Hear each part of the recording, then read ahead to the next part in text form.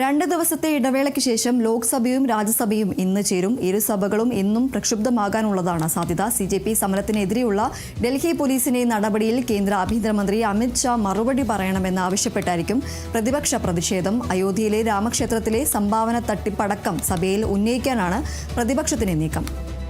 ശ്രീജിത്ത് ചേരുന്നു വിവരങ്ങളുമായി. ശ്രീജിത്ത്, എന്തായാലും 2 ദിവസത്തെ ഇടവേളയ്ക്ക് ശേഷം ഇന്ന് ഇപ്പോൾ വീണ്ടും ലോക്സഭയും ഇരുസഭകളും ചേരുകയാണ്. ഏതായാലും ഇന്നും ഈ ഒരു പ്രതിപക്ഷ പ്രതിഷേധത്തെ തുടർന്ന് ഇരുസഭകളും പ്രക്ഷുബ്ധമാകാനുള്ള ഒരു സാധ്യതയാണുള്ളത്. എന്തൊക്കെയാണ് മറ്റു വിവരങ്ങൾ? തീർച്ചയായും കഴിഞ്ഞ ആഴ്ചകളിൽ എന്താണോ സഭയിൽ കണ്ടത് അതിന് സമാനമായ ഒരു സാഹചര്യം തന്നെയാണ് ഇന്നും കാണാൻ സാധ്യത. കാരണം CJPയുമായി ബന്ധപ്പെട്ട പ്രതിഷേധം തന്നെയായിരുന്നു മുൻ സഭകളിൽ കഴിഞ്ഞ ആഴ്ചകളിൽ സഭയെ പ്രക്ഷുബ്ധമാക്കിയെങ്കിൽ അതേ സമാനമായൊരു സാഹചര്യം തന്നെയാണ് ഇന്നുമുള്ളത്. ഏറ്റവും പ്രധാനപ്പെട്ടത് നിലവിൽ പ്രതിപക്ഷ പാർട്ടികൾ ആവശ്യപ്പെടുന്നത് CJPയുമായി ബന്ധപ്പെട്ട് പോലീസും അതോടൊപ്പം തന്നെ വിദ്യാർത്ഥികളും തമ്മിൽ വലിയ സംഘർഷമുണ്ടായിരുന്നു. അതിൽ പോലീസ് പെല്ലറ്റ് അടക്കമുള്ളവ ഉപയോഗിച്ചിരുന്നു. വലിയൊരു മർദ്ദനം തന്നെയായിരുന്നു പോലീസിൻ്റെ ഭാഗത്തു നിന്നുണ്ടായത്. ആ സംഭവത്തിലാണ് നിലവിൽ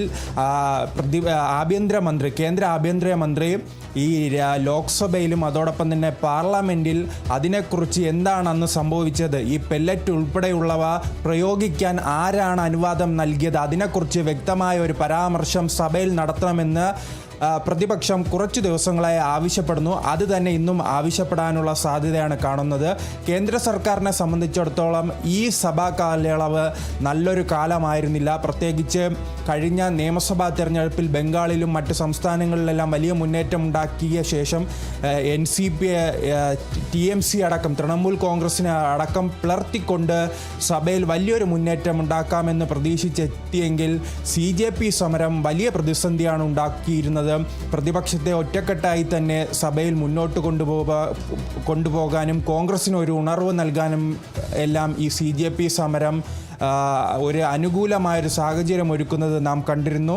അത് പാർലമെൻറ്റിൽ ഈ ഭരണപക്ഷത്തെ പ്രതിസന്ധിയിലാക്കി. അതുകൊണ്ട് തന്നെ ആകെ പാസ്സായത് 2 ബില്ലുകളാണ്. ഒന്ന് വന്ദേമാതരം ബില്ലും അതോടൊപ്പം തന്നെ ഈ CJP ഉന്നയിച്ച ഈ പരീക്ഷയുമായി ബന്ധപ്പെട്ട പരിഷ്കരണ ബില്ലും. മറ്റൊരു ബില്ല് ഇനി പരിഗണിക്കാൻ സാധ്യതയുള്ളത് ഈ മണ്ഡല പുനർനിർണയവുമായി ബന്ധപ്പെട്ട ബില്ലും അതോടൊപ്പം തന്നെ FCRA ബില്ലുമെല്ലാമാണ്. ഈ 2 ബില്ലുകളും കേന്ദ്ര സർക്കാർ ആദ്യം തന്നെ പരിഗണിക്കാനുള്ള സാധ്യതയുണ്ടായിരുന്നു. പക്ഷേ ഈ സമരം കൊണ്ട് അത് നടന്നിട്ടില്ല. ആ ബില്ലുകൾ ഇന്ന് പരിഗണിക്കാൻ അല്ലെങ്കിൽ വരും ദിവസങ്ങളിൽ പരിഗണിക്കാനുള്ള സാധ്യതയാണ് എന്തായാലും മുന്നിൽ കാണുന്നത്. പ്രതിപക്ഷ പാർട്ടികൾ ഇപ്പോഴും ഒറ്റക്കെട്ടായി തന്നെ സഭയിൽ മുന്നോട്ട് പോകുന്നു.